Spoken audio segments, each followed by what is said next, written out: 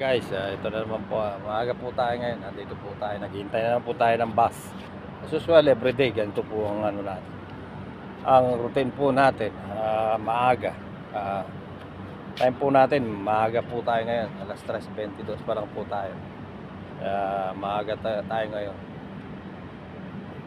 3:22 po ang oras natin ngayon. Ang bus natin is 3:28 pa.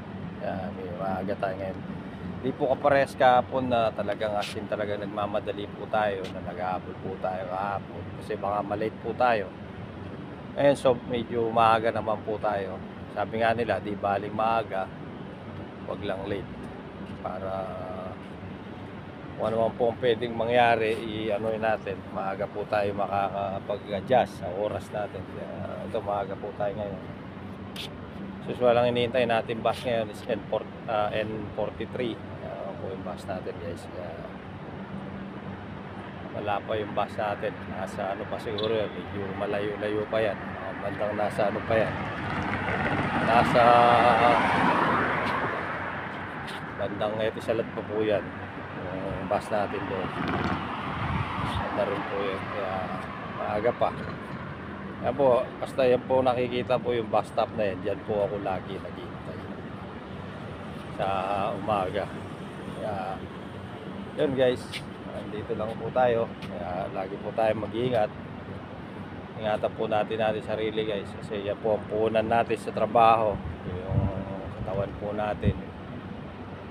Kaya ingatan po natin sarili po natin.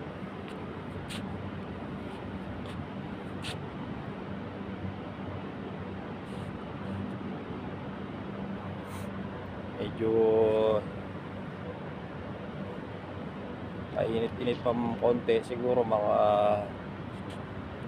tapos ng buwan na to siguro malamig na, hindi nakapares ng mga nakaraan na talagang asin pong yung tubig di po natin mahawakan sa init.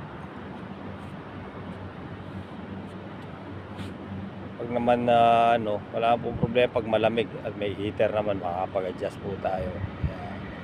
Yun po guys, maraming salamat po sa panonood. Wala pa po yung bus natin. So, maraming salamat po. Yan po yung paligid ko, mga building dyan. Salamat po. Bye.